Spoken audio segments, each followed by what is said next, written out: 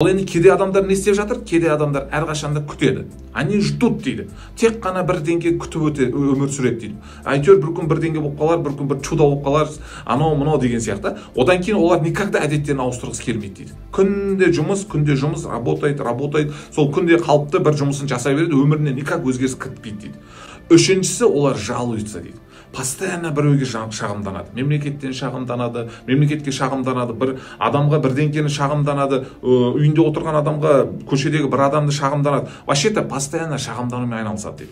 И жылдан жылға олар төмендей береді деді. Көрдіңіз ба? Негізінде ол баю, кедей болу, ол әр адамның өзіне байланысты. Алла тағала бұл өмірде кедейлікті берді, бірақ та бізге таңдау берді. Қаласаң байлықты таңда, қаласаң кедейлікті таңда деп. Ал енді бай болу үшін өзінің әдеттері болу керек. Кедей болу үшін өзінің әдеттері болу керек. Сіз қай әдетті таңдайсыз? Сіз қай жолды таңдайсыз? Ол тек қана сізге байланысты. Ол тек